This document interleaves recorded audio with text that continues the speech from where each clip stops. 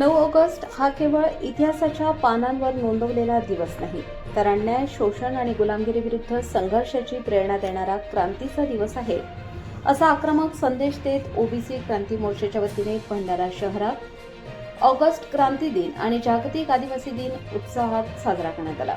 भारतीय स्वातंत्र्य लढ्यात 9 ऑगस्ट 1942 या दिवसाला अनन्यसाधारण महत्त्व आहे.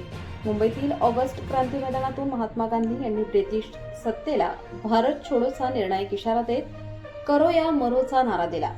या आंदोलनाने संपूर्ण देशात स्वातंत्र्याची ज्वाला पेटवली. हजारो स्वातंत्र्य सैनिकांनी संघर्ष केला, अनेकांनी बलिदान दिले आणि अखेर भारत स्वतंत्र झाला.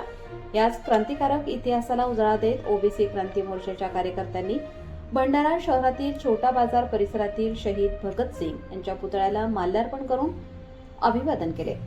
शहीद भगतसिंग यांच्या क्रांतिकारी विचारांना अभिवादन करताना अन्यायाविरुद्ध आवाज उठवण्याचा निर्धार व्यक्त करण्यात आला. बिरसा मुंडांच्या विचारांनाही सलाम. 9 ऑगस्ट हा जागतिक आदिवासी दिवस म्हणूनही साजरा केला जातो. आदिवासी समाजाच्या हक्क, अस्मिता आणि स्वाभिमानासाठी संघर्ष करणारे महान क्रांतिकारक भगवान बिरसा मुंडा यांनाही यावेळी अभिवादन करण्यात आले. भगतसिंगांच्या क्रांतीचा विचार आणि बिरसा मुंडांच्या संघर्षाची प्रेरणा समाजाला अन्यायाविरुद्ध लढण्याची ताकद देते, असा संदेश यावेळी देण्यात आला. सामाजिक न्याय, समान हक्क, प्रतिनिधित्व आणि वंचित घटकांच्या अधिकारांसाठी संघटित होण्याची गरजही उपस्थितांनी अधोरेखित केली.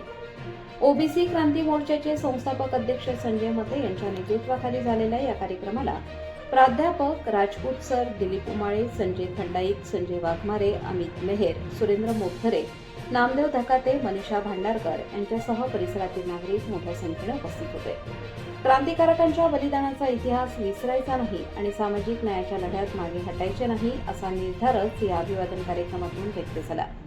आकाश नंदागवळी, भंडारा गोंदिया जिल्हा प्रमुख.